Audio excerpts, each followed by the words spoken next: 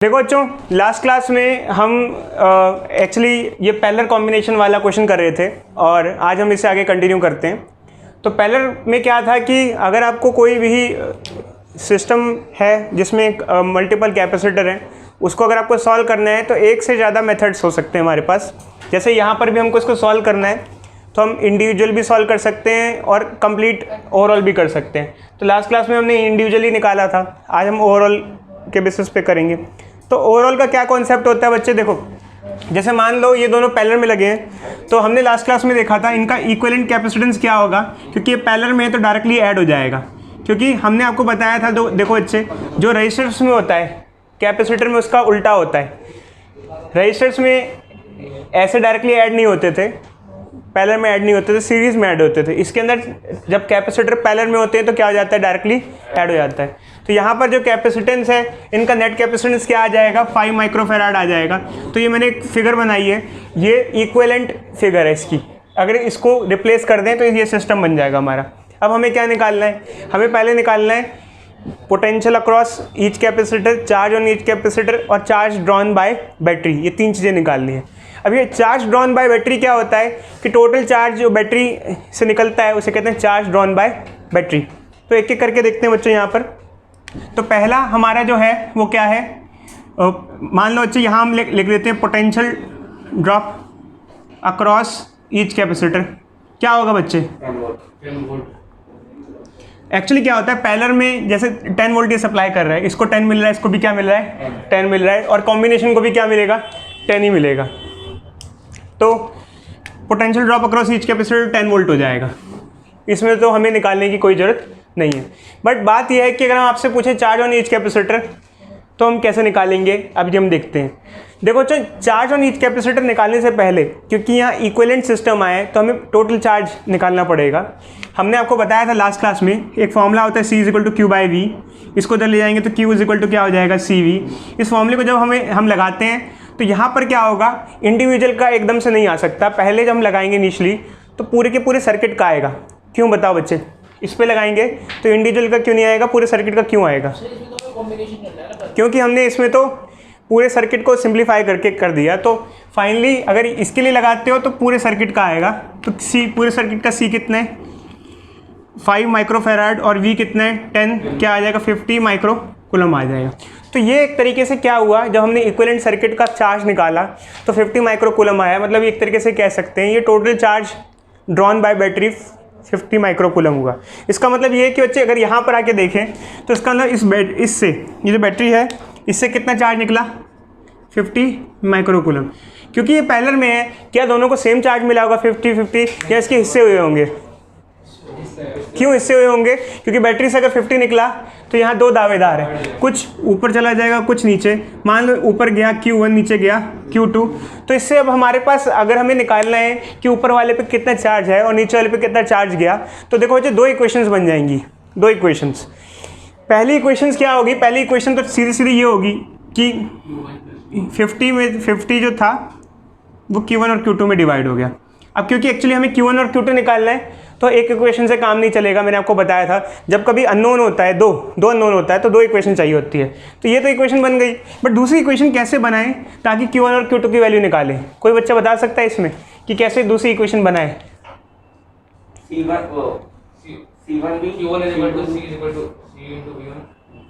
हाँ बच्चे बोलो। Q1 = C × V1, sorry C1 V1। इसमें नहीं बच्चे, इस तरीके से नहीं, इसको छोड़ के दूसरी। Q1/C1 = Q2/C2। शाबाश बच्चे, बताओ कैसे कैसे कैसे। सर V1 एक्चुअली क्या है, देखो बच्चों, हम जब कभी यहाँ पर दो इक्वेशंस बनाते हैं तो दोनों इक्वेशन अलग अलग लॉजिक से बनानी होती हैं, दो इक्वेशन अलग लॉजिक से बनानी होती है। तो पहली इक्वेशन इस लॉजिक से बनी कि यहाँ से इतना चार्ज निकला, वो दोनों में डिवाइड हो गया। दूसरी इक्वेशन जो हम बनाएंगे वो दूसरे लॉजिक से बनाएंगे, और दूसरा लॉजिक यहाँ क्या होता है, पैरेलल में वोल्टेज क्या होती है, सेम होती है। इसकी भी वोल्टेज और इसकी वोल्टेज क्या होगी, सेम होगी।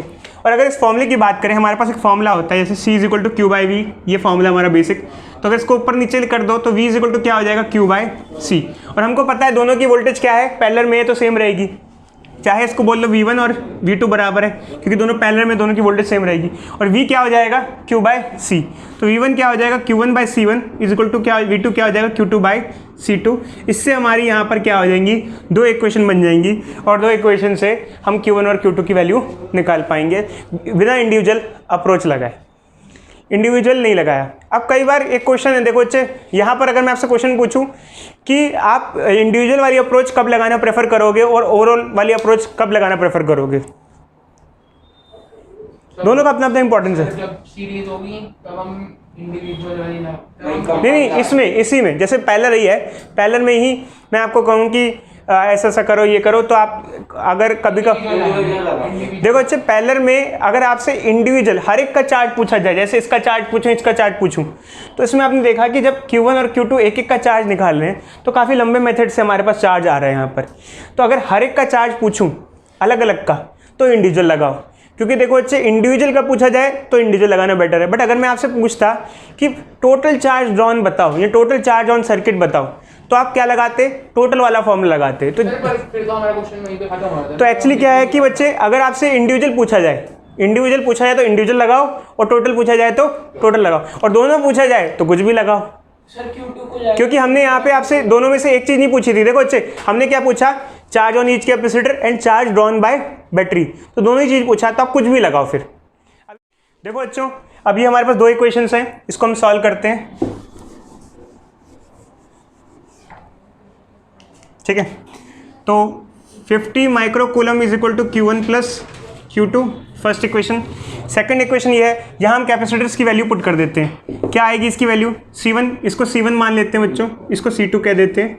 तो ये क्या आ जाएगा, 3 माइक्रोफैराड, और C2 की वैल्यू, इसकी वैल्यू क्या आ जाएगी, 2 माइक्रोफैराड। माइक्रोफैराड से माइक्रोफैराड क्या हो जाएगा, कैंसिल हो जाएगा। अब इससे क्या आ जाएगा यहाँ पर, अगर मान लो इसको मैं 3 को ऊपर ले जाऊँ तो Q1 क्या आ जाएगा, यहाँ से Q1 क्या आ जाएगा, 3/2 Q2 आ जाएगा। अब हम क्या करेंगे बच्चे, एक इक्वेशन से जो वैल्यू निकाली है वो दूसरी इक्वेशन में पुट कर देंगे। तो ये जो वैल्यू है यहाँ पुट कर देंगे, क्या आ जाएगा हमारा, 50 इज इक्वल टू 3/2, इधर देखो अच्छे, इधर देखो, Q2 प्लस Q2 क्या आ जाएगा, ये बताना। 50 इज इक्वल टू, बोलो 5/2 Q2, ये कट जाएगा, क्या आ जाएगा 10, Q2 क्या आ जाएगा 20 माइक्रोकूलम, Q2 20 माइक्रोकूलम आ जाएगा बच्चों। और अब Q1 की बात करें, इधर देखो बच्चे, Q1 वैसे Q1 ऑब्वियस सी बात है, Q1 30 आ जाएगा, क्योंकि टोटल इन दोनों का सम कितना है, 50 है। तो अगर एक 20 हो गया, अगर ये 20 हो गया 20 माइक्रोकूलम, तो ये कितना होना चाहिए, ये कितना होना चाहिए, 50 microcoulomb is equal to Q1 plus 20 microcoulomb, इधर आ जाएगा Q1 इज इक्वल टू क्या आ जाएगा, 30 माइक्रोकूलम आ जाएगा। तो ये भी बच्चों एक मेथड है हमारे पास। तो हमने ये देखा सीरीज पैरेलल बेसिक तरीके से, बट एक्चुअली क्या है, एग्जामिनेशन में इतना नहीं आता है। हम कंबाइंड सर्किट पे चलते हैं, हम जल्दी से देखो बच्चों आगे कंबाइंड सर्किट की ओर, ठीक है, बढ़े आगे, चलो कंबाइंड सर्किट ड्रॉ करते हैं। पहले इन दोनों को सिंप्लीफाई कर लेना, तो मैं सबसे पहले इन दोनों को सिंप्लीफाई करना प्रेफर करता हूँ, क्योंकि दो कैपेसिटर जब पैरेलल में कनेक्टेड है, जब दो कैपेसिटर पैरेलल में कनेक्टेड होते हैं, बोलो नहीं बच्चों, बोला तो है, बोलो नहीं, इधर देखो, जब दो कैपेसिटर पैरेलल में कनेक्टेड होते हैं तो उनका जो इक्विवेलेंट कैपेसिटेंस है वो डायरेक्टली एडिशन से आ जाता है। तो इन दोनों का 6 + 3 क्या हो जाएगा, 9 हो जाएगा।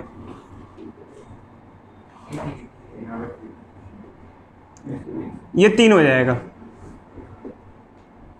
और ये 10 हो जाएगा। तो ये हमने इक्विवेलेंट सिस्टम ड्रॉ कर दिया for my sake of convenience. अब मैं इसका थोड़ा सा और इक्विवेलेंट ड्रॉ करने की कोशिश करूंगा। अब एक्चुअली क्या है कि इन दोनों से सिंप्लीफाई होके ये हो गया, अब इन दोनों को मैं सिंप्लीफाई करूंगा, क्योंकि अब ये दोनों सीरीज में कनेक्टेड है। तो सीरीज में कनेक्टेड है तो फॉर्मूला में लगाऊंगा C1 C2 bye C1 plus C2, तो ये फॉर्मूला लगाऊंगा मैं। तो इससे हमारे पास, मेरे पास वैल्यू आ जाएगी, देखो जी 3 × 9 + 3 + 9, जो कि क्या आ जाएगी 18/12, जो कि क्या आ जाएगी 1.5, 27/12, जो कि हो जाएगी कितनी 9/4 माइक्रो फैराड। तो यहाँ तक की कहानी बच्चों मेरे पास ही है। अब एक्चुअली क्या है कि हमने इस सिस्टम को थोड़ा सा और सिंप्लीफाई कर लिया, और मेरे पास अब ये ऐसा सा ये आ गया। तो बहुत ज़्यादा सिंप्लीफाई करने के बाद मेरे पास फाइनली ये आ गया। अब इससे मुझे एक बेनिफिट होगा, मैं सबसे पहले क्या करूँगा, टोटल चार्ज ऑफ सर्किट निकालूंगा, total charge drawn by battery निकालूंगा, क्योंकि मैंने पूरा सर्किट को सिंप्लीफाई कर लिया तो मैं टोटल चार्ज ड्रॉन निकाल लूँगा इससे। क्या क्या फॉर्मूला लगाऊंगा मैं यहाँ पर, मैं लगा दूंगा Q = C × V। तो Q = C × V लगाऊंगा तो टोटल चार्ज ड्रॉन आ जाएगा 9 × 4 माइक्रो फैराड × 10, जो कि क्या आ जाएगा बच्चे यहाँ पर 2.5 पक्का 22.5 माइक्रो कूलम का चार्ज आ जाएगा, total charge drawn bye circuit. अब देखो बच्चों यहाँ से चीज़ें देखना बहुत ज़रूरी है, क्योंकि ये स्टेप तक तो बहुत सिंपल होता है, यहाँ तक सारी चीज़ें बहुत यूनिफॉर्म होती हैं, बट सारी कहानी क्या होती है, अब हमको पीछे चलना पड़ता है। पीछे कैसे चलना पड़ता है कि यहाँ से अगर देखा जाए तो बैटरी से 22.5 माइक्रो कूलम ड्रॉ हुआ था, इधर देखो बच्चों बोर्ड पे ड्रॉ हुआ, तो इसका मतलब कि अगर पीछे चले तो इसमें भी 22.5 माइक्रो कूलम ड्रॉ हुआ। वो जो ड्रॉ हुआ वो इससे भी पास होगा, वो इससे भी पास होगा, इससे भी उतना ही पास होगा, इससे भी इतना ही पास होगा। तो इसका मतलब क्या है कि देखो जो एक्चुअली 9 माइक्रो फैराड तो कोई कैपेसिटर नहीं है, बट 3 माइक्रो फैराड तो कैपेसिटर है ना, समझ में आ रहा है। 9 माइक्रो फैराड तो 2 से मिलके एक बना हुआ है, बट 3 माइक्रो फैराड तो इंडिविजुअल कैपेसिटर है। तो ये जो यहाँ से निकला चार्ज, इतना टोटल निकला, वो इन दोनों से पास होगा। तो इसके ऊपर भी कितना चार्ज आएगा, इतना, और इसके ऊपर भी कितना आएगा, इतना। मतलब 3 माइक्रो फैराड पे कितना चार्ज आ जाएगा, 3 माइक्रो फैराड वाले पे जो चार्ज होगा वो क्या आ जाएगा 22.5 माइक्रो कूलम। अब इससे क्या हुआ कि 3 माइक्रो फैराड वाले का चार्ज हमारे पास आ गया, ठीक है, हमारे पास total charge drawn by battery आ गया, 3 माइक्रो फैराड का चार्ज आ गया। अगर हमें 3 माइक्रो फैराड का V निकालना हो, जिसे पोटेंशियल ड्रॉप या पोटेंशियल डिफरेंस कहते हैं, तो वो भी आ सकता है। कैसे आ सकता है बच्चों, सिंपल सा फॉर्मूला है, हर जगह हम एक फॉर्मूला यूज़ करते हैं, Q = CV। अगर V निकालना हो तो क्या हो जाता है, इसको नीचे ले आते हैं, V क्या हो जाता है Q/C। तो हमें यहाँ पर आप देखा जाए 3 माइक्रो फैराड की पोटेंशियल डिफरेंस निकालना है, तो हमें 3 माइक्रो फैराड का पोटेंशियल डिफरेंस निकालना है। चार्ज हमको पता ही चल गया, कितना चार्ज 22.5 माइक्रो कूलम, माइक्रो मतलब 10⁻⁻⁶, और उसका कैपेसिटेंस कितना है 3, तो क्या हो जाएगा 3 × 10⁻⁻⁶। तो ये वोल्टेज आ जाएगी हमारे पास। ये आ रहा है आपका ये कितना आ रहा है बच्चों बोलो, 7.5। ये किया आप लोग। देखो बच्चे अब हम आगे बढ़ते हैं। तो सबसे पहले हमने इसको इसलिए लिया क्योंकि बेसिकली ये एक सिंगल कैपेसिटर है, और ये इन दोनों, ये जो 9 माइक्रो फैराड है, इन दोनों के कॉम्बिनेशन से बना है। बट इससे एक हमारा फ़ायदा हुआ कि हमने जो हमने 3 माइक्रो फैराड है उसकी हमने हर चीज़ निकाल ली। क्या क्या हर चीज़, हमने उसका चार्ज निकाल लिया, हमने उसका पोटेंशियल डिफरेंस निकाल लिया।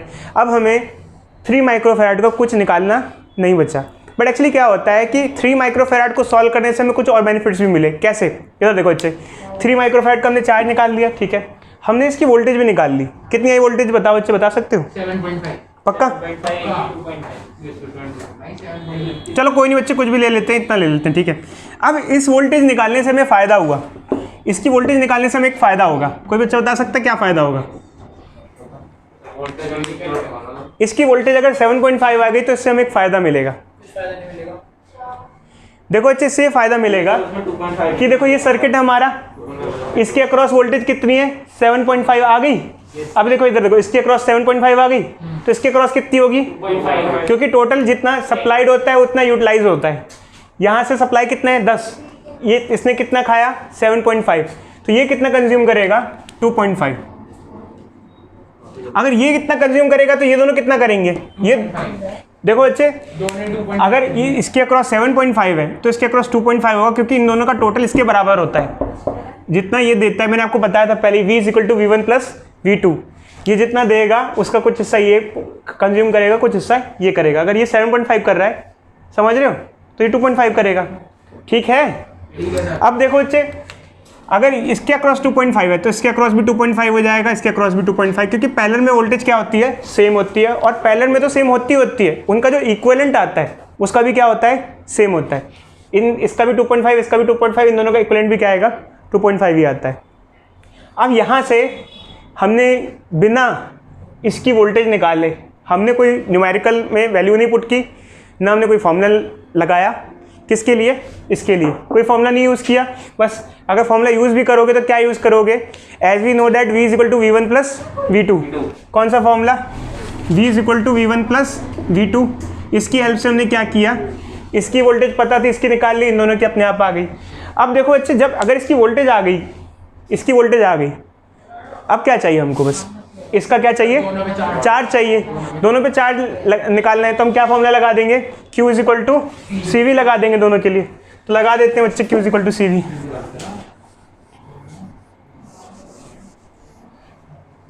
इसका for 6 microfarad Q is equal to C V. C कितना है 6 माइक्रो 10 की पावर माइनस 6। वोल्टेज कितनी मिल रही है 2.5। कितना आएगा बच्चे बोलो जल्दी से, कितना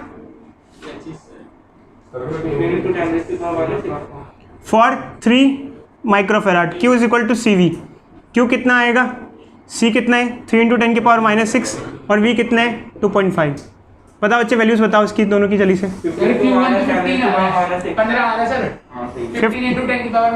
15 माइक्रोकूलम और ये 7.5 हो जाएगा। दिया था ये क्वेश्चन एनसीईआरटी का है। यहाँ पर 4 कैपेसिटर कनेक्टेड है, साथ में 500 वोल्ट की बैटरी कनेक्टेड है।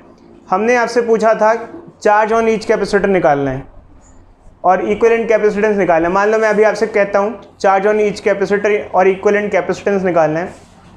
इसे सॉल्व कैसे करेंगे, तो जब हम सॉल्व करने की बात करते हैं इससे पहले हम एक चीज़ ये बोलते हैं बच्चों से कि एक्चुअल में क्या है कि इसमें सीरीज़ और पैरेलल कॉम्बिनेशन में बच्चों को डाउट रहता है कि सर क्या सीरीज़ में है और क्या पैरेलल में। अगर हमारे पास इस तरीके के क्वेश्चन हो विपुल, तो हम कैसे देखेंगे कि कौन सा सीरीज़ में प्रिंस, कौन सा पैरेलल में है। तो देखो जो ऐसे में क्या रहता है कि हमको ध्यान देना होता है फिगर पे। जैसे मान लो अगर मान लो ये कैपेसिटर ना होकर रजिस्टर होता तो क्या होता, क्योंकि हमको एक साथ दोनों की स्टडी करनी है, क्योंकि कैपेसिटर के भी ऐसी सर्किट्स आते हैं और रजिस्टर के भी आते हैं, तो एक साथ ही देख लो थोड़ा सा अंदाज़ा रह जाएगा। मान लो ये ऐसे रजिस्टर्स होते, ये एक रजिस्टर है, ये एक रजिस्टर है, ये एक रजिस्टर है, ये एक रजिस्टर है, ये बैटरी है। कभी किसी कैपेसिटिव सर्किट में या रजिस्टिव सर्किट में हमको कैसे मालूम चले कि क्या सीरीज़ और क्या पैरेलल है, उसका रूल है बैटरी से करंट निकलता है। यहाँ से करंट निकला, एक रूल होता है बैटरी से करंट निकलेगा, वो करंट वापस बैटरी में आएगा, निकलेगा और वापस आएगा। अब यहाँ से निकला तो ये दो हिस्से में जा सकता है, इधर चला जाएगा और एक इधर चला जाएगा। अब यहाँ से गया, जो यहाँ से गया वो यहाँ से आते होते यहाँ आ जाएगा और ये वाला ये आ जाएगा। तो एक्चुअली क्या है कि अगर मान लो हमको A पॉइंट से B पॉइंट पे आना है तो हमारे पास कितने अवेलेबल रूट्स हैं, 2 रूट्स हैं और ये पैरेलल रूट्स हैं। पैरेलल मतलब कि either you will choose this route और दिस रूट। समझे बच्चों, जब कभी सीरीज पैरेलल समझना है तो उसमें आप ये सोचो आपको ट्रैवल करना है। आप ट्रैवल करने की तरह सोचोगे तो आपको समझ में आ जाएगा। तो यहाँ पर अगर देखा जाए तो प्योरली 2 अल्टरनेटिव रूट्स हैं, ये वाला और ये वाला। हम अभी कॉम्प्लेक्स सर्किट की बात नहीं कर रहे हैं। कई बच्चे कहते हैं सर कॉम्प्लेक्स सर्किट में भी ऐसा होता है। अभी तो हम बेसिक सर्किट की बात कर रहे हैं। कॉम्प्लेक्स सर्किट की जब हम बात करेंगे तो आपसे करेंगे उस चीज़ के बारे में बात। तो बेसिक सर्किट में ये होता है बच्चे 2 रूट है, एक ये रूट और एक ये रूट। तो इसका मतलब कि दीज 3 ये तीनों आपस में सीरीज़ में। कैसे सीरीज़ में, देखो बच्चे जैसे मान लो यहाँ से जो करंट बटा वो यहाँ से जाएगा, फिर इससे जाएगा, फिर इससे जाएगा। तो क्या इन तीनों से सेम करंट पास होगा या अलग अलग करंट पास होगा? यहाँ से जो करंट गया वो इससे पहले इन तीनों से पास होगा। हाँ, तो सेम करंट पास होगा। तो एक्चुअल में क्या है, ये तीनों आपस में क्या है, सीरीज में है। और ये इनका कॉम्बिनेशन, इसका कॉम्बिनेशन इसके साथ क्या है, पैरेलल में है। तो यहाँ से हमें ये समझ में आता है कि कैसा कॉम्बिनेशन किस तरीके से है। क्योंकि सबसे पहले बच्चों का डाउट यही होता है कि सर हमको नहीं समझ में आता, आपको थोड़ा एनालिसिस करना पड़ेगा। जब सर्किट ज़्यादा कॉम्प्लेक्स हो जाएगा तो ये एनालिसिस भी काम नहीं आएगा। फिर हम आगे की और चीज़ें भी बताते हैं आपको, बट अभी हम बेसिक तौर पे बता रहे हैं कि बेसिक तौर पे आप क्या यूज़ कर सकते हो। तो जैसे इस क्वेश्चन में हम समझते हैं, क्योंकि यहाँ क्वेश्चन देखते ही बच्चों को थोड़ा आइडिया नहीं रहता है, बट जैसे ही वो समझते हैं कि हाँ ऐसा कुछ रूट्स का सिस्टम है कि यहाँ से करंट निकला हुआ डिवाइड होगा ये, तो ये ब्रांच और ये ब्रांच पैरेलल में होगी। तो जैसे यहाँ पर है, अब अगर हम इसको रीड्रॉ करें तो चाह के हम इसको ऐसे भी कर सकते हैं, ये तीनों बगल बगल में है।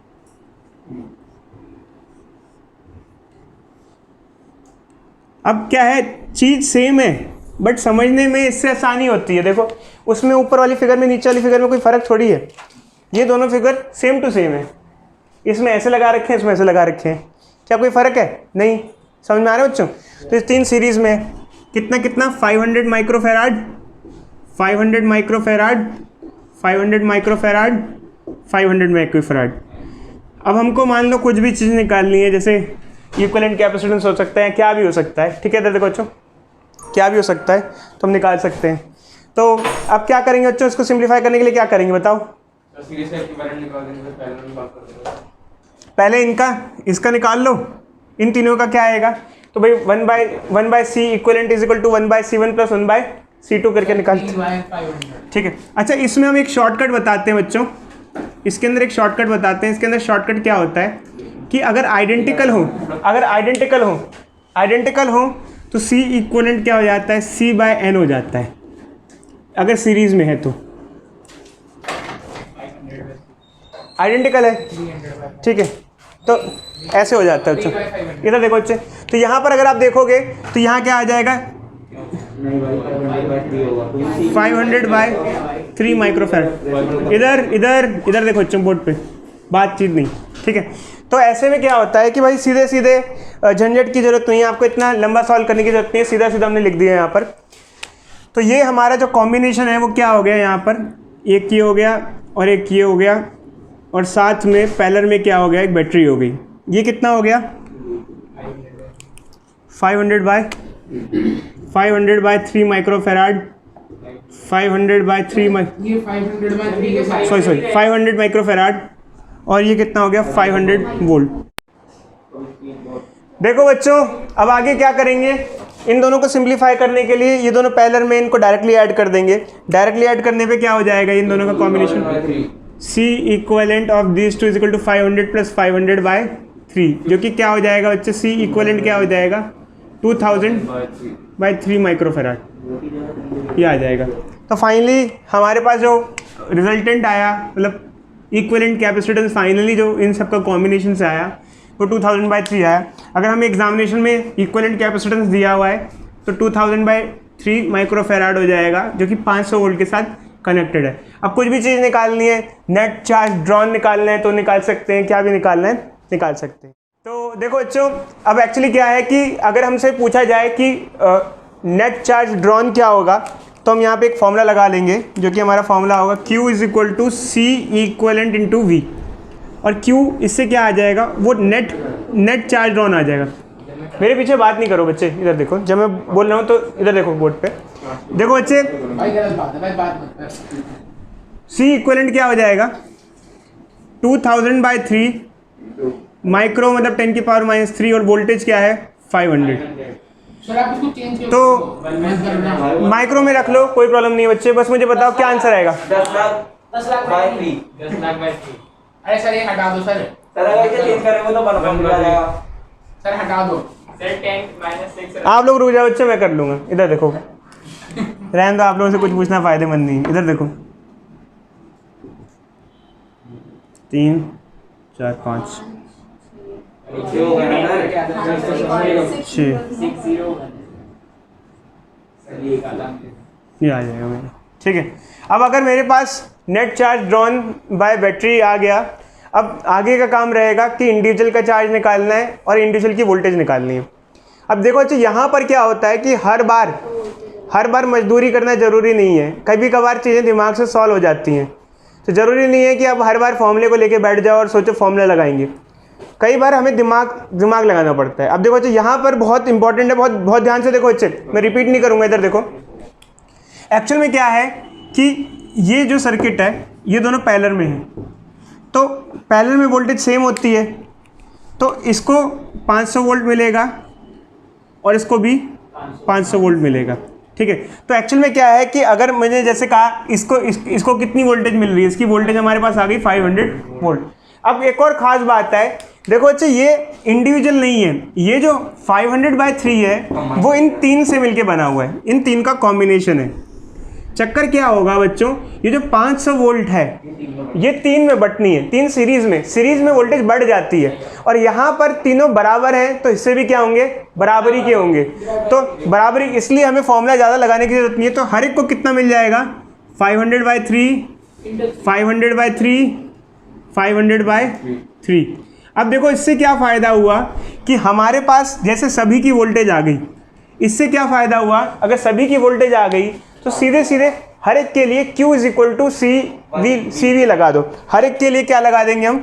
Q is equal to CV, क्योंकि हमें हर एक का कैपेसिटर पता है और हर एक की वोल्टेज भी पता चल गई है। अगर हर एक का कैपेसिटर पता है और हर एक की वोल्टेज भी पता चल गई है तो डायरेक्टली आंसर आ जाएगा।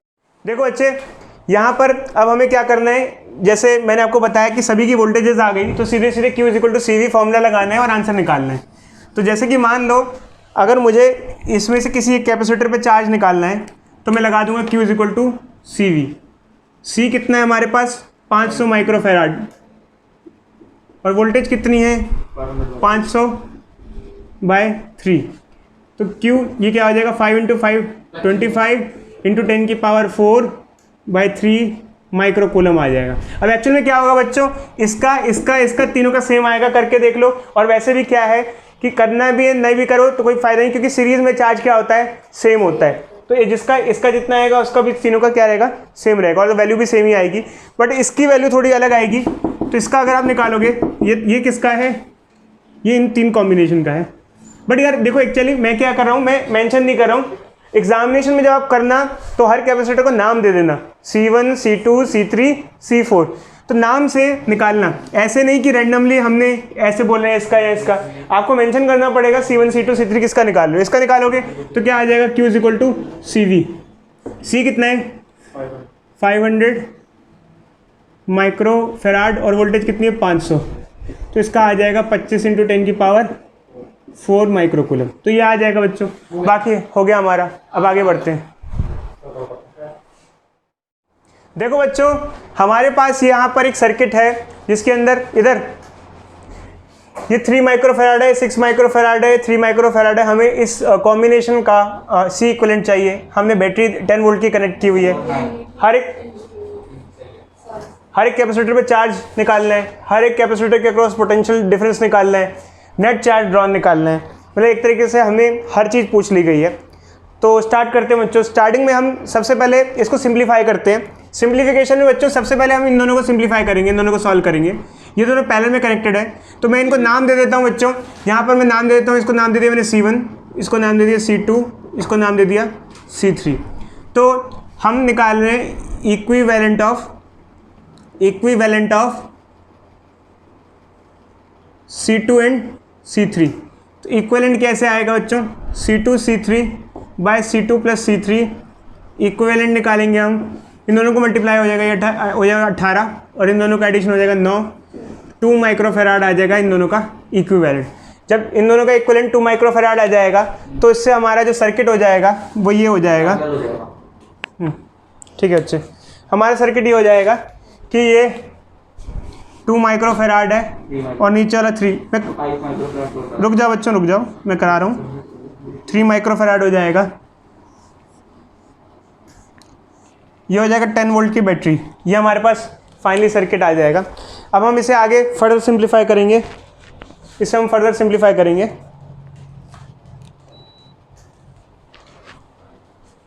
ठीक है, करें बच्चों? Yes sir. ठीक है, देखो बच्चों यहाँ पर है, इन दोनों का जो इक्विवेलेंट है वो 2 माइक्रोफेराड आ गया, ये 3 माइक्रोफेराड आ गया। अब एक्चुअली क्या है कि हमको अलग अलग चीज़ें निकालनी है, जैसे कैपेसिटेंस, इक्विवेलेंट कैपेसिटेंस निकालना है, हमको चार्ज ऑन ईच कैपेसिटर निकालना है, हमें potential drop across each capacitor निकालना है। तो हम इसको भी फर्दर सिंप्लीफाई कर सकते हैं, और इसका फर्दर सिंप्लीफिकेशन, क्योंकि ये दोनों पैरेलल में है, तो इनका इक्विवेलेंट क्या हो जाएगा 3 + 2 क्या हो जाएगा 5 हो जाएगा, क्योंकि पैरेलल में डायरेक्टली ऐड हो जाता है। तो ये हो जाएगा 5 microfarad with 10 volt of battery, ये आ जाएगा हमारे पास।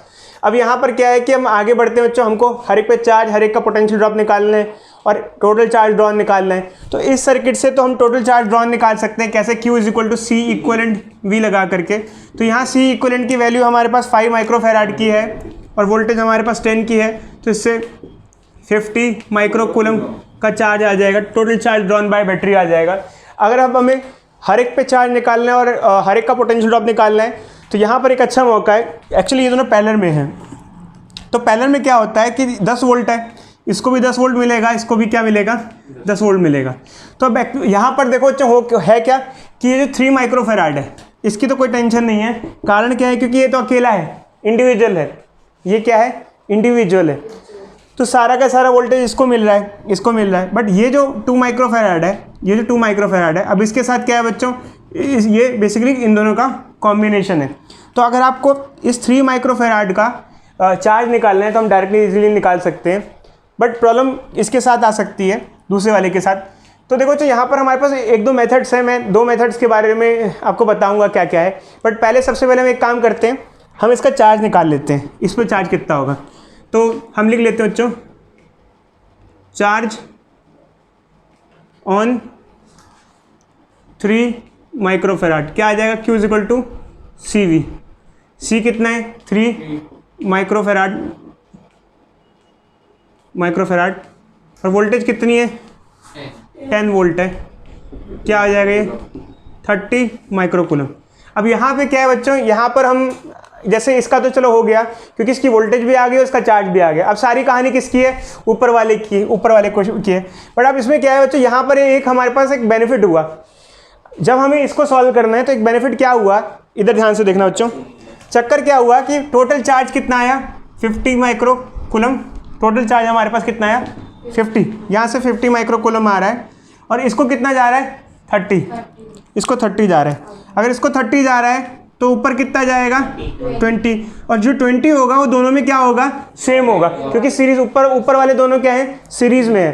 तो ऊपर वालों को क्या मिलेगा, क्योंकि 50 यहाँ से निकला, इसको 30 मिला तो इसको 20 मिलेगा, और 20 दोनों को क्या मिलेगा सेम मिलेगा क्योंकि वो सीरीज में। तो हमने क्या किया, हमने ऊपर वालों के चार्ज निकाले ही नहीं, ठीक है बच्चों, सीधे क्या हुआ डायरेक्टली आ गया। तो चार्ज ऑफ, अगर हम बात करें चार्ज की, तो चार्ज इन दोनों पे कितना आ जाएगा, इन दोनों पे जो चार्ज आ जाएगा वो क्या आ जाएगा 20 माइक्रोकूलम।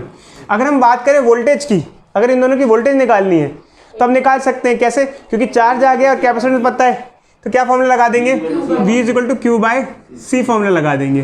तो इससे कर लेंगे, बताओ बच्चों जल्दी से क्या आएगा वोल्टेज, दोनों फॉर्मूला लगाएंगे V equal to Q by C। तो इन दोनों का तो चार्ज हमको पता है, तो जैसे अगर हमें 3 माइक्रोफेराड की वोल्टेज निकालनी है, potential drop of 3 microfarad, V क्या आ जाएगा Q बाय C आ जाएगा।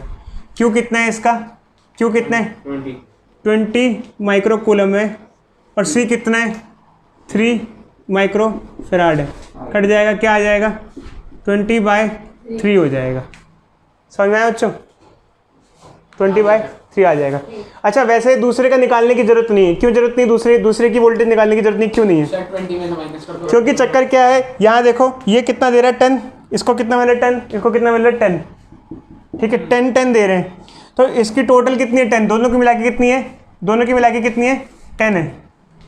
समझ रहे हो बच्चों, दोनों को मिला के कितनी मिल रही है, यहाँ इसको ये 10 दे रहा है, इसको 10 मिल रही है, इसको 10 मिल रही है, तो दोनों को मिला के 10 मिल रही है।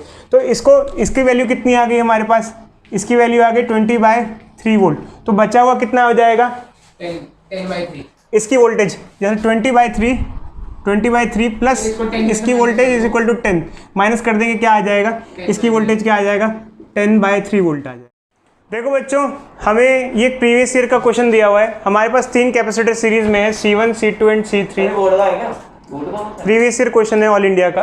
तो ये यहाँ पर अर्थिंग का रखी है, तो ये दिया नहीं 0 वोल्टेज, जहाँ अर्थिंग की होती है वहाँ का पोटेंशियल 0 होता है, और इस पॉइंट का पोटेंशियल 90 वोल्ट है। यहाँ पर C1, C2, C3 की वैल्यूज़ दे रखी हैं। क्वेश्चन में पूछा गया है कि C2 का पोटेंशियल डिफरेंस बताना है और C2 पे चार्ज बताना है। देखो बच्चों ऐसे क्वेश्चन में ये सीरीज कॉम्बिनेशन है, तो सबसे पहले हम इक्विवेलेंट कैपेसिटेंस देखेंगे इसका। सीरीज कॉम्बिनेशन में जैसे कि हमको पता है, हम फॉर्मूला लगाएंगे C equivalent is equal to C1 plus C2 plus C3, values put करेंगे 1 by C equivalent is equal to 1 by 20 plus 1 by 30 plus 1 by 15, base ले लेंगे 60 का, ये हो जाएगा 3 2 4, 1 by C equivalent, 1 by C equivalent निकालेंगे हो जाएगा 5 और 4 9, 60। C इक्विवेलेंट कितना हो जाएगा 60 बाय 9, 3 से काट देंगे क्या आ जाएगा 20 बाय 3 माइक्रोफेराड। अगर हमने इक्विवेलेंट कैपेसिटेंस निकाल लिया इधर, तो ये 20 बाय 3 माइक्रोफेराड आ जाएगा बच्चों, और इधर 90 वोल्ट है और इधर 0 वोल्ट है। अब एक्चुअल में क्या होगा बच्चों, हम इसको नहीं स्टडी कर रहे हैं, इसको स्टडी कर रहे हैं, इसका टोटल चार्ज निकाल लेंगे। टोटल चार्ज इसका क्या आ जाएगा, Q is equal to C equivalent into V करके, इसका C इक्विवेलेंट कितना है 20 by 3 micro farad into voltage कितने दे रहे हैं इसको, पोटेंशियल डिफरेंस, यहाँ का पोटेंशियल 0 है, यहाँ का 90 है, पोटेंशियल डिफरेंस क्या हुआ 90 हुआ, ये कट जाएगा, ये आ जाएगा 30, क्या आ जाएगा 600 माइक्रोकूलम। ठीक है, इस पे 600 माइक्रोकूलम का चार्ज है। जैसे कि हमने ये पढ़ा है कि सीरीज़ में चार्ज सेम रहता है, तो इस पे जितना होगा इस पे तीनों पे क्या होगा, सेम होगा। तो C2 पे हमें निकालने की कोई ज़रूरत नहीं है, क्योंकि हमने इक्विवेलेंट का चार्ज निकाला और C2 का चार्ज निकाला, बात बराबर हुई, क्योंकि सीरीज़ में क्या रहता है, सेम रहता है। अगर हमें C2 की वोल्टेज निकालनी है तो हम फॉर्मूला लगा देंगे V = Q/C। तो हमें इसकी वोल्टेज निकालनी है, तो इस पर चार्ज, इसका चार्ज कितना है, इसका सबका चार्ज सेम ही है, कितना है 600 माइक्रोकूलम, और इसकी कैपेसिटेंस कितना है 30 माइक्रोफेराड। माइक्रो से माइक्रो कट जाएगा, 0 से 0 कट जाएगा, वोल्टेज आ जाएगी 20 वोल्ट। तो फाइनली आंसर होगा बच्चों, सबका मेरे हिसाब से काफ़ी बच्चों को आ गया होगा। देखो बच्चों, यहाँ पर हमें क्वेश्चन दिया हुआ है और ये एक कैपेसिटर है। इनिशियली इसका कैपेसिटेंस था 2 माइक्रोफेराड, इसके हाफ डिस्टेंस में, सेपरेशन में, मतलब हाफ लेंथ, यहाँ पर हमने D/2 में एक डाइलेक्ट्रिक इंसर्ट कर दिया जिसका डाइलेक्ट्रिक कांस्टेंट 4 है। अब हमें बताना है कि जो फाइनल कॉम्बिनेशन है इसका इक्विवेलेंट कैपेसिटेंस क्या होगा। तो ऐसे क्वेश्चंस में बच्चे इधर देखो, हम इसे करने के कई सारे तरीके हैं, कई बार इसके डायरेक्ट फॉर्मूले भी होते हैं, वो भी हम आपको बता देंगे। बट एक तरीका ये होता है कि इसको एक अलग कैपेसिटर मान लें और इसको अलग कैपेसिटर मान लें। इसको ऐसा कैपेसिटर मैं मान लूँगा जिसमें एयर है, मतलब खाली है जो कि, और इसमें इसको एक ऐसा कैपेसिटर कंसीडर कर लूँगा जिसके अंदर डाइलेक्ट्रिक स्लैब इंसर्टेड है, और उन दोनों का सीरीज कॉम्बिनेशन करके फाइनल इक्विवेलेंट मैं निकाल लूँगा। तो सबसे पहली बात ये कि यहाँ पर देखा जाए, इनिशियली हमें 2 माइक्रोफेराड दिया है, तो C = ε0A/d, ये फॉर्मूला होता है हमारा बेसिक। ये 2 माइक्रोफेराड था, मतलब ये हमारा इनिशियल हमें गिवन है, ये हमें गिवन है। अब क्या हुआ कि अगर मैं इसको 2 अलग अलग कैपेसिटर की तरह कंसिडर करता हूँ, ध्यान से देखो बच्चों, अगर मैं इसको 2 अलग अलग कैपेसिटर की तरह कंसिडर करता हूँ तो यहाँ पर क्या है, कुछ चीज़ चेंज हो जाएंगी। जैसे ये जो कैपेसिटर है इसको C1 बोल दिया, इसको C2 बोल दिया, तो C1 का जो फॉर्मूला होगा, C1 होगा ε0A/d/2। यहाँ पर d/2 इसलिए होगा क्योंकि आधी लेंथ में डाइलेक्ट्रिक आ गया, आधे इसमें और आधे में एयर रही, तो इसको हमने ये ट्रीट किया, ये वाला हिस्सा। जो 2 होगा वो ऊपर आ जाएगा नीचे से, ये हो जाएगा 2 ε0A/d। जैसे कि हमें पता है ε0A/d की वैल्यू 2 है, इसकी वैल्यू क्या है 2 है, तो 2 × 2 क्या आ जाएगा 4 माइक्रोफेराड। तो ये जो हुआ इसकी वैल्यू 4 माइक्रोफेराड हो गई। अब इसकी वैल्यू निकालनी है C2, तो C2 क्या होगा, देखो बच्चों, जब किसी कैपेसिटर में डाइलेक्ट्रिक स्लैब इंसर्टेड होती है तो उसमें ये वाला फॉर्मूला लगता है K ε0A/d। तो क्या हो जाएगा K ε0A/d कितना है d/2, 2 ऊपर आ जाएगा, क्या हो जाएगा 2K ε0A/d। देखो बच्चों, ε0A/d की वैल्यू हमें पता है 2 है, और यहाँ 2 की जगह 2 आ गया। K कितना दिया हमने 4 दिया है, और ये 2 है, तो ये 4 2 8 और ये 16 माइक्रोफेराड आ जाएगा। अब यहाँ पर क्या होगा बच्चे, अब ये सिर्फ आंसर नहीं है, जहाँ पर क्या किया जाएगा, इस 4 और 16 माइक्रोफेराड का सीरीज कॉम्बिनेशन निकाला जाएगा। उसके बाद हमें फाइनल रिजल्ट मिलेगा। जो फाइनल इक्विवेलेंट कैपेसिटेंस सिस्टम का होगा वो कैसे निकलेगा, C इक्विवेलेंट = 4 × 16/4 + 16, जो कि क्या हो जाएगा 4 × 16/20, क्या हो जाएगा ये 5, तो 16/5 माइक्रोफेराड जो रिजल्टेंट कैपेसिटेंस होगा वो ये आएगा। ठीक है, तो बच्चे अब हम नेक्स्ट पार्ट की तरफ बढ़ते हैं हमारे। तो दूसरा क्वेश्चन भी हमने एज इट इज़ रिलेटेड ही दिया है, कोई खास डिफरेंस नहीं है यहाँ पर, और इसके अंदर भी वैल्यूज सारी सेम कंसिडर करनी है। जो कि इसके अंदर क्या दिया हुआ है कि हमारे एक कैपेसिटर था, उसके अंदर हमने हाफ एरिया में डाइलेक्ट्रिक स्लैब डाल दिया है जिसका डाइलेक्ट्रिक कांस्टेंट 4 है। ठीक है, अब हमने हाफ एरिया में इंसर्ट किया है, आधे एरिया में इंसर्ट किया है, तो यहाँ पर हम इसको पैरेलल की तरह ट्रीट करेंगे। एक अलग कैपेसिटर हो गया जिसके अंदर डाइलेक्ट्रिक स्लैब इंसर्टेड है, और एक अलग कैपेसिटर हो गया जो कि जिसमें कुछ इंसर्टेड नहीं है, जिसमें एयर है। ठीक है, अब क्या है देखो अच्छा, यहाँ पर क्या हुआ, जैसे हमें ये भी मान के चलो कि जो स्टार्टिंग में जो कैपेसिटर था उसका जो कैपेसिटेंस था वो 2 माइक्रोफैराड था, क्योंकि सारी वैल्यूज सेम ले रहे हैं हम लोग, तो वो सारी वैल्यूज हमने लिख दी। तो देखो अच्छा, ये वैल्यूज हमें गिवन है, ये सब कुछ गिवन है। अब हम आगे चालू करते हैं। तो जब हमने इसको हाफ ले लिया, तो इसको हम नाम दे देते हैं C1 और उसको दे देते हैं C2। तो C1 और C2 का कैपेसिटेंस क्या होगा, epsilon not A/2 into D. A/2 क्यों लिया, क्योंकि भाई आधा एरिया का ये कैपेसिटर ले लिया और आधा एरिया इसका कैपेसिटर का, देखो एरिया हाफ हो गया। ऐसे अगर इंसर्ट करेंगे तो एरिया क्या हो गया, प्लेट एरिया हाफ हुआ। तो इससे क्या हुआ, ये क्या आ गया, एप्सिलॉन नॉट A/2D। और इसकी वैल्यू क्या है बच्चों, एप्सिलॉन नॉट A/D की वैल्यू है 2। एप्सिलॉन नॉट A/D की वैल्यू है 2, तो ये क्या हो जाएगा 2/2, मतलब क्या आ जाएगा 1 माइक्रोफैराड। तो ऊपर वाला जो कैपेसिटर, नीचे वाला जो कैपेसिटर है वो कितना हुआ, 1 माइक्रोफैराड का हो गया। और जो ये वाला ऊपर वाला कैपेसिटर है C1, ये क्या हो जाएगा के एप्सिलॉन नॉट A, एरिया क्या लेंगे, हाफ लेंगे A/2 D।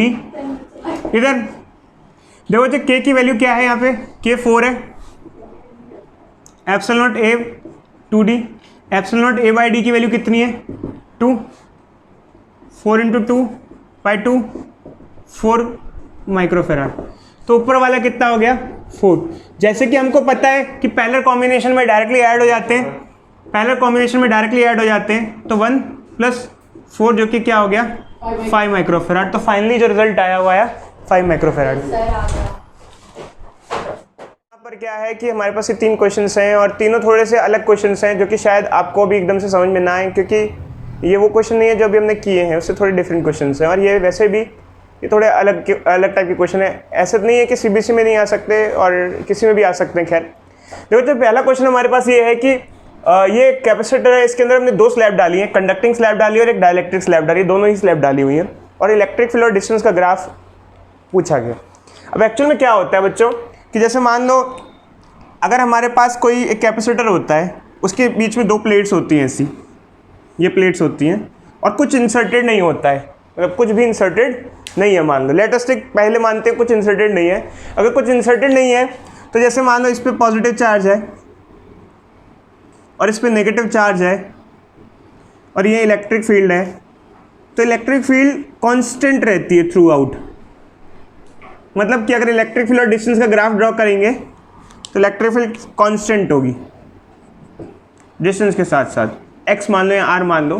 रीज़न बीइंग क्या है कि हमने पढ़ा हुआ है कि 2 प्लेट्स होती हैं, अगर एक पॉजिटिव प्लेट और एक नेगेटिव प्लेट होती है, उसके बीच में इलेक्ट्रिक फील्ड कांस्टेंट रहती है, हमने फर्स्ट चैप्टर में पढ़ा था। अब देखो यहाँ पर क्या है कि ऐसा सिचुएशन नहीं है कि बीच में कुछ भी नहीं है। यहाँ पे हमने क्या किया कि स्लैब इंसर्ट कर दिए, तो स्लैब इंसर्ट कर दिया। अब इसमें खास बात है कि हमने पढ़ा था dielectric and conductor placed in external electric field. हमने एक टॉपिक पढ़ा था conductor and dielectric placed in external electric field. तो जब कंडक्टर को फील्ड में प्लेस करते हैं तो उसके अंदर इलेक्ट्रिक फील्ड 0 होती है, और डाइलेक्ट्रिक को प्लेस करते हैं उसमें E/K होती है। ये हमने एक्सप्रेशन देखे हैं, अगर आप पहले की क्लासेस देखो, पेज पलटो तो कुछ आपको याद आएगा। जब कंडक्टर को एक्सटर्नल इलेक्ट्रिक फील्ड में रखते थे तो कंडक्टर के अंदर खुद की एक फील्ड प्रोड्यूस हो जाती थी, जो बाहर की फील्ड को क्या कर देती थी, कैंसिल कर देती थी। कंडक्टर के अंदर की फील्ड बाहर की फील्ड को कैंसिल कर देती थी, तो कंडक्टर के अंदर हमेशा नेट फील्ड क्या होती है 0। और डाइलेक्ट्रिक के अंदर E/K थी। E/K बताया था अभी आप लोगों को, उस दिन एक क्लास ली थी, अगर आप पेज पलटो तो देख लेना या वीडियो देख लेना। बट खैर अभी कोई मतलब नहीं बच्चों, अगर आपको याद नहीं है तो भी ध्यान रखना कि अगर बाहर इलेक्ट्रिक फील्ड हो तो कंडक्टर के अंदर कोई इलेक्ट्रिक फील्ड नहीं होती, 0 हो जाती है, और डाइलेक्ट्रिक के अंदर E/K हो जाती है। तो इससे क्या हुआ कि जैसे मान लो ये है, देखो बच्चे, इस रीजन में यहाँ से यहाँ तक चलेंगे तो इलेक्ट्रिक फील्ड सेम रहेगी, यहाँ से यहाँ तक कितनी 100 जो वैल्यू है, कितनी वैल्यू है इलेक्ट्रिक फील्ड की 100 न्यूटन पर कूलम। बट जैसे ही इस स्लैब में हम यहाँ से हम बढ़ते स्लैब में आ जाएंगे, इलेक्ट्रिक फील्ड की वैल्यू क्या हो जाएगी 0। कब तक 0 रहेगी, जब तक स्लैब को क्रॉस नहीं कर लेंगे। फिर जैसे ही स्लैब को क्रॉस करके फिर से एयर में आ जाएंगे, फिर से वो वैल्यू ऊपर आ जाएगी, 100 हो जाएगी। बट फिर क्या है, फिर हम डाइलेक्ट्रिक स्लैब तक पहुंच जाएंगे, और डाइलेक्ट्रिक स्लैब में इसकी वैल्यू क्या होती है बच्चों E/K। E/K क्या हो जाएगी 100/K कितना है 2। क्या आ जाएगी 50, तो आधी हो जाएगी। फिर ये आधी हो जाएगी, यहाँ आधी हो जाएगी,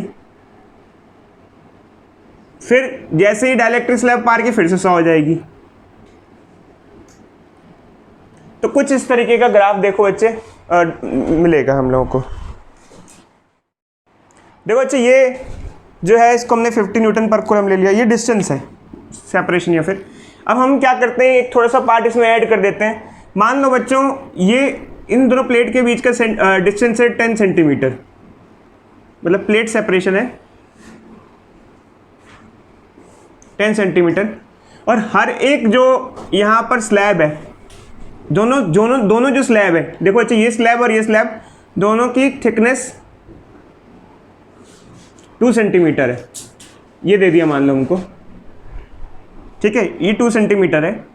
तो अब ऐसे में क्या होगा, थोड़ा ग्राफ थोड़ा सा हम और रिफाइन ड्रॉ कर सकते हैं। रिफाइन मतलब वैल्यूज लेके ड्रॉ कर सकते हैं। कैसे, देखो जैसे ये कितना है 2, और मान लो ये दूरी है, यहाँ से ये दूरी दे दी, मान लो हमको दे दी, ये पूरी वैल्यूज दे दी मान लो हमको, ये इसकी वैल्यू दे या नहीं दे, चलो खैर इसका इतना मैटर नहीं करता ये दे ना दे वैल्यू, बट मान लो कि प्लेट सेपरेशन 10 सेंटीमीटर है और स्लैब थिकनेस 2 सेंटीमीटर है, ठीक है, स्लैब की थिकनेस 2 सेंटीमीटर।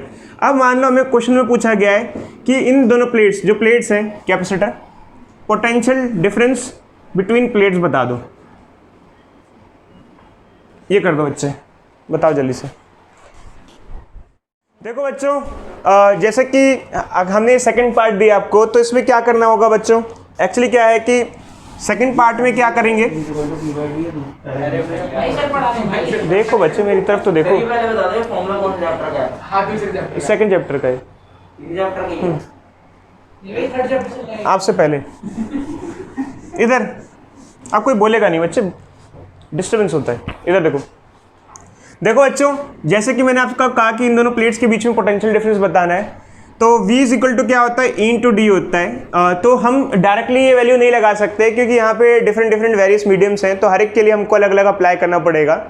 तो सबसे पहले बच्चे हम एक काम करते हैं, इसको जैसे ले लेते हैं, एयर के लिए ले लेते हैं, ठीक है, फिर हम ये हो गया एयर के लिए, मतलब जो जहाँ एयर है, तो एयर में इलेक्ट्रिक फील्ड है 100 न्यूटन पर कूलम, और एयर कितने स्पेस में, देखो पूरा है यहाँ से यहाँ तक 10, बट 2 और 2 इसने घेर रखा है, दूसरे मीडियम में घेर रखा है, 2 और 2 4, तो 4 कम हो गया, बट बचा कितना 6 सेंटीमीटर। 6 सेंटीमीटर की लेंथ में एयर है, समझ रहे हो बच्चों, 6 सेंटीमीटर में एयर है, तो 6 सेंटीमीटर को क्या लिख सकते हैं 100, तो कट जाएगा बच्चे, क्या आ जाएगा 6 वोल्ट, ये आ जाएगा 6 वोल्ट। कोई डाउट बच्चों, अंशिका सुजन जल्दी बताओ, ठीक है। अब हम क्या करेंगे बच्चों, कंडक्टिंग मीडियम के लिए करेंगे, कंडक्टिंग मीडियम के लिए करेंगे। कंडक्टिंग मीडियम के लिए क्या हो जाएगा,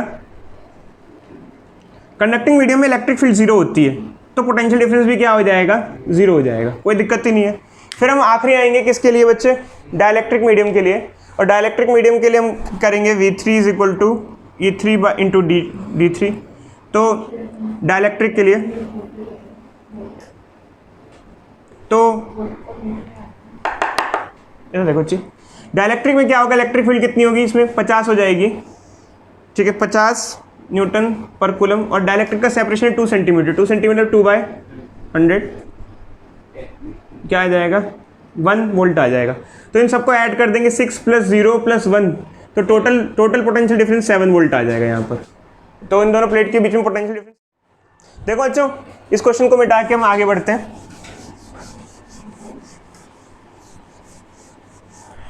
इस क्वेश्चन में हमको इक्विवेलेंट कैपेसिटेंस निकालना है। तो सबसे पहले इस क्वेश्चन में हमें दिक्कत ये होती है कि क्या सीरीज में और क्या पैरेलल में, ये हमको समझ में नहीं आता है कि कैसे करें, सबसे बड़ा प्रॉब्लम ये रहता है हम लोगों को।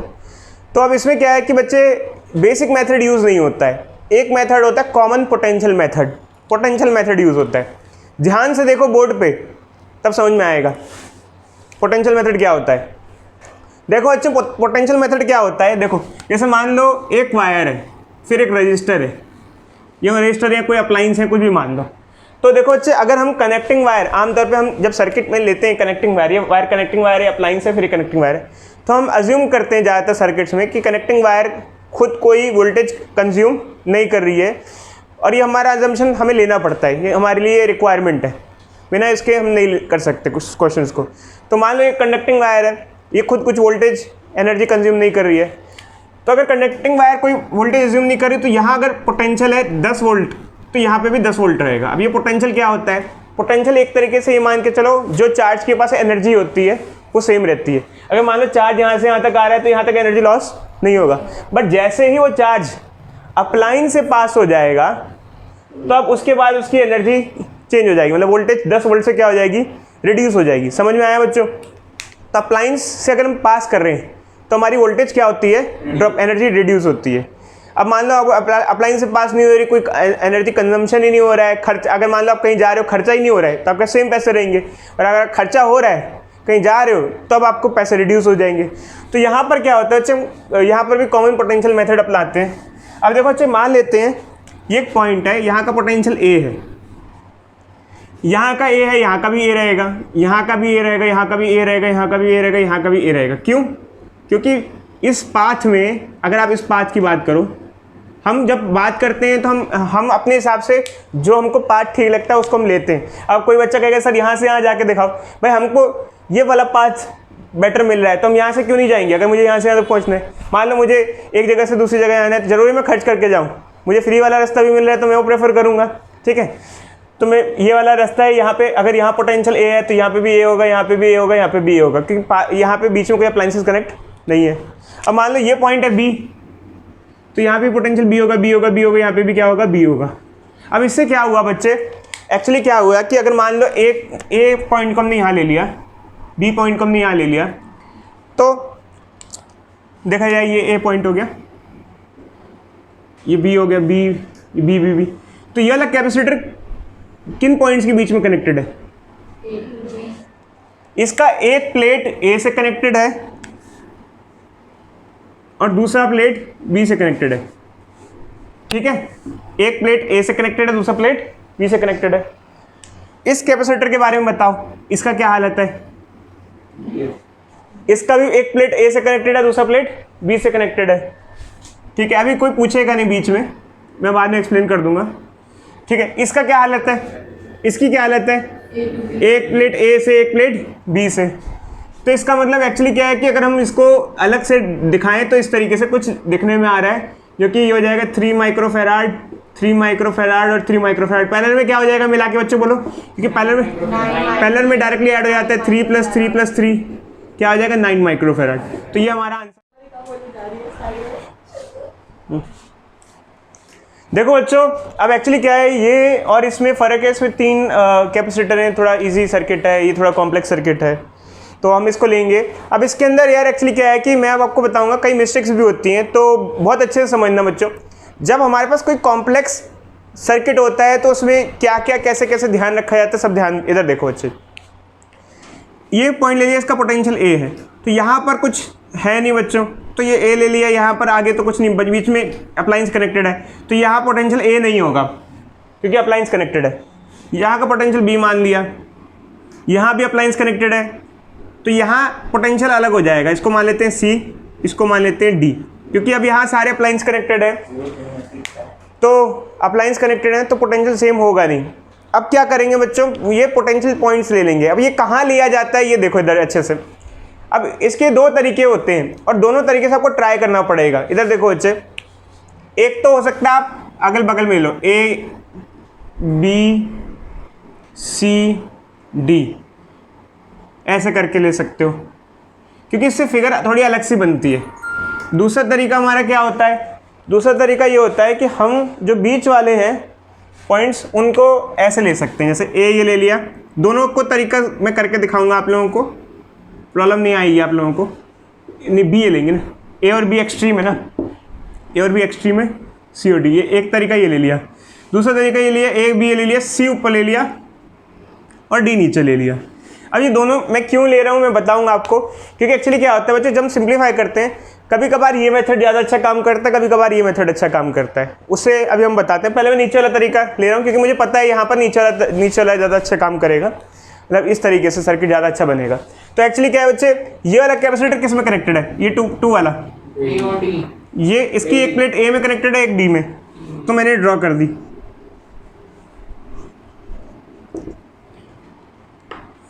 ये वाला किसमें कनेक्टेड है?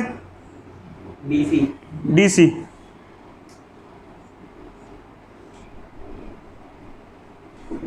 ये वाला किसमें कनेक्टेड है? ए और एक सी। मतलब तार कटनी नहीं चाहिए। ये वाला किसमें कनेक्टेड है? बी और सी।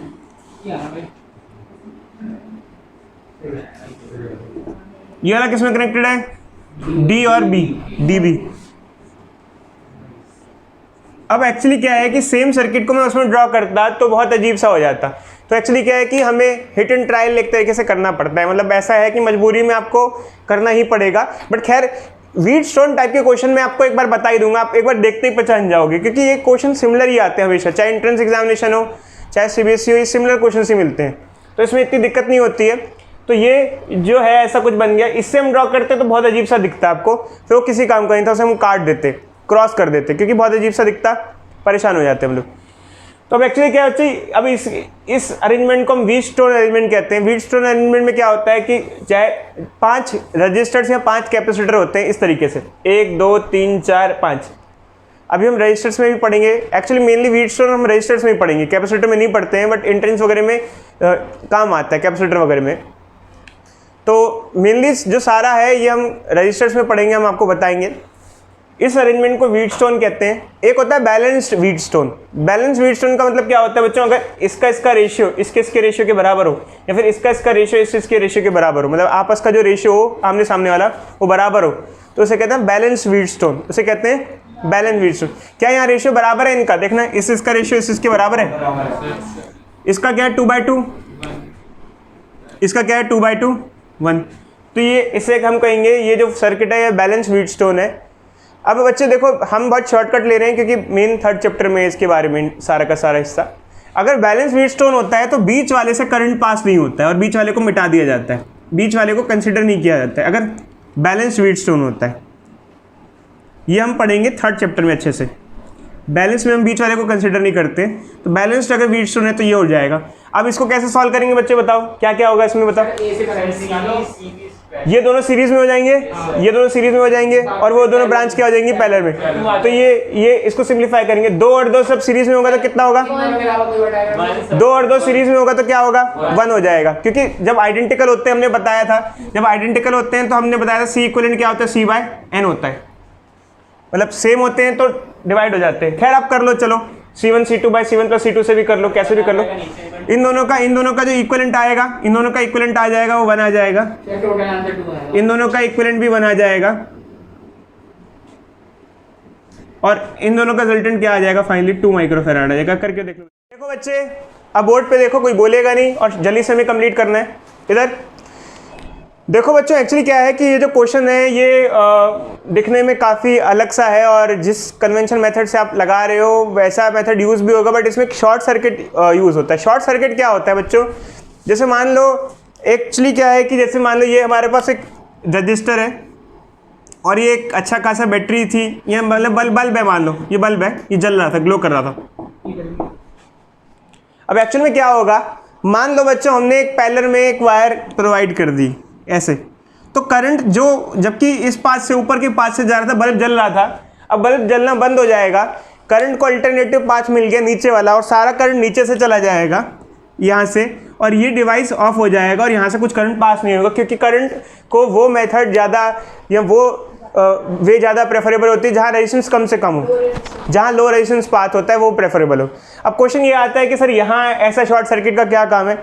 एक्चुअल में क्या होता है बच्चों, देखो बच्चे पहले इसको हम थोड़ा सा देखते हैं कॉमन पोटेंशियल मेथड से, फिर आगे देखते हैं। एक्चुअल क्या है, देखो बच्चे यहाँ का पोटेंशियल A मान लो, यहाँ का पोटेंशियल B मान लो।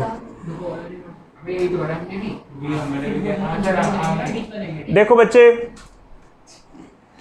अब यहाँ का पोटेंशियल A है तो यहाँ का पोटेंशियल भी क्या हो जाएगा, A हो जाएगा, ये भी हो जाएगा। अब हम इसको ड्रॉ करते हैं, यहाँ 2 ही पोटेंशियल पॉइंट्स हैं, A और B, तो ये तो डायरेक्टली कनेक्ट हो जाएगा।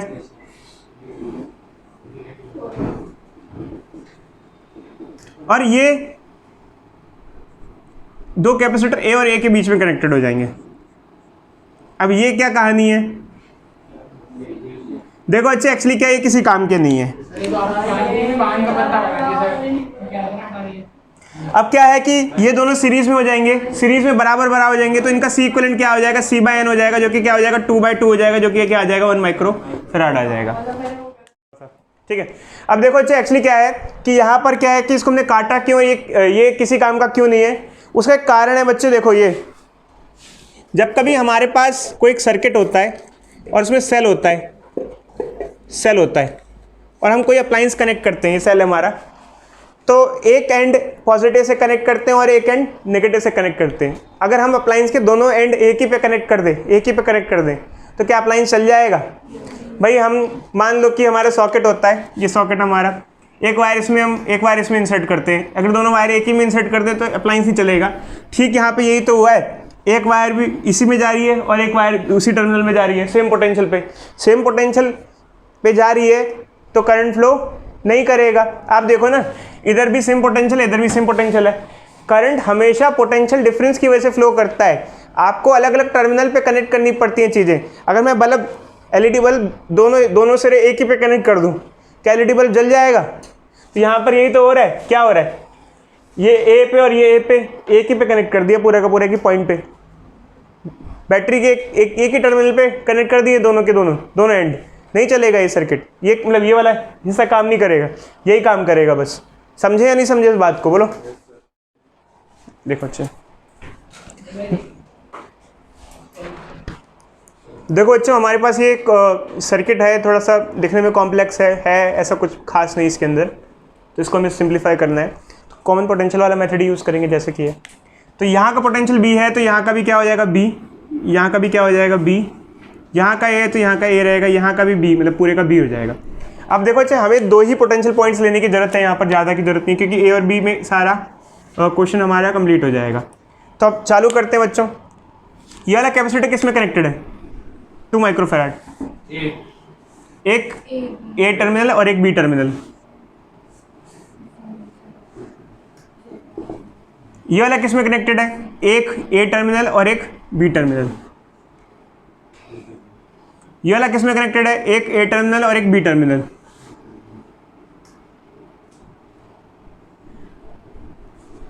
ये वाला किस में कनेक्टेड है? एक हिस्सा भी B, ये वाला हिस्सा भी B टर्मिनल और ये वाला भी B टर्मिनल, मतलब शॉर्ट सर्किट है ये वाला, मतलब इसको लेने की जरूरत नहीं है। तो इसका मतलब क्या हुआ यहाँ पर, अगर देखा जाए तो 2 माइक्रोफैराड के 3 जो है वो पैरेलल में है, तो इक्विवेलेंट निकालेंगे तो डायरेक्टली ऐड हो जाएगा। 2 + 2 + 2 6 माइक्रोफैराड आंसर आ जाएगा। काफी गलत किया था।